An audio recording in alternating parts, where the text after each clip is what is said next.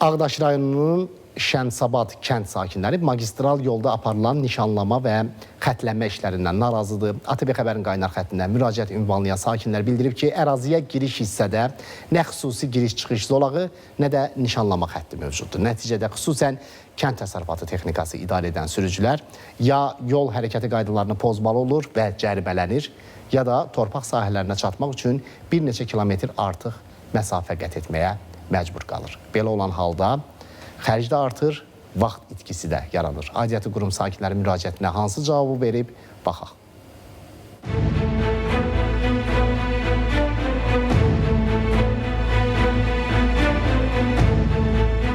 Biz sahəyə girməkdən ötəri gəlməliyik bura, buradan geriyə dönüş eləməliyik. Bura günlük olur, elə əsas qəza mənbəyi buradır. Hansı ki, oradan biz ən yaxın məsafədən dönürük təhlükəsiz. Bir neçə kilometr düz xətt nəyə görə lazımdır? Söhbət Ağdaşın Şəmsabad kəndindən keçən Bakı-Şamaxı Yevlax yolundan gedir. Aylardır yollarda görülən işlərdən narazı qalan sakinlər deyir ki, əvvəllər sözü gedən yolda qırıq xətt mövcud idi və bu xüsusilə yük maşınlarının və kənd təsərrüfatı texnikasının əkin sahələrinə rahat giriş-çıxışına imkan yaradırdı. Lakin sonradan həmin xəttin düz xəttlə əvəz olunması ağır texnikaların manevr imkanlarını məhdudlaşdırıb. İri qabaritli nəqliyyat vasitələrinin əkin sahələrinə daxil olması mümkünsüz hala gəlib. Üstəlik yeni çəkilən qırıq xəttin məsafəsi normadan xeyli az olduğundan qoşqulu nəqliyyat vasitələri və iri yük maşınlarının geri dönüş edərkən müşahidə kameraları tərəfindən qeydə alınmasına və sürücülərin dəfələrlə cərimələnməsinə səbəb olur. İstiqanalarımız var, ondan sonra taxıl sahələrimiz var, yonca sahələrimiz var.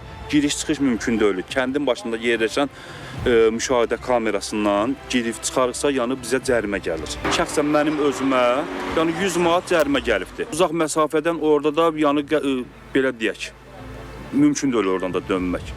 Ağır texnika ilə və yaxud maşınla gəlib dönmək mümkün deyil. Ona görə ki, çox balaca çəkiblər oradan dönmək üçün yeri.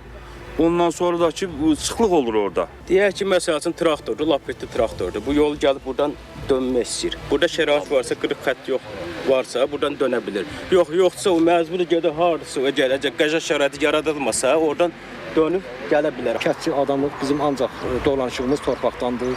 Yəni kimi mermeybi ilə, kimi deyək ki, kənd təsərrüfatı məhsulları ilə. Hansısa texnikaya dedikdə o da ya qiyməti qaldırır, ya da gəlmək istəmir. Deyir, səndən aldığımı da gərək onda mən cərməyə verəm. Gözümüz baxa-baxa gərək onda əkinimiz orada batar. Məsələ ilə bağlı sakinlərin müraciətini Aidiyyəti Quruma, Yerüstü Nəqliyyat Agentliyinə ünvanladıq. Qurumdan bildirildi ki, sözü gedən ərazidə qəza riskləri nəzərə alınaraq düz xətt təyin edilib. Şəmsabad kəndinin giriş hissəsində qırıq xətt çəkilib. Bu məsafədə qırıq xətt hüdudlarından istifadə etməklə qoşqulu nəqliyyat vasitələri sola və ya geriyə dönmə əməliyyatı edə bilər. Səadət Ayaz qızı, Samir Cəbiyev, Nurlan Şiraliyev, ATV Xəbər, Ağdaş.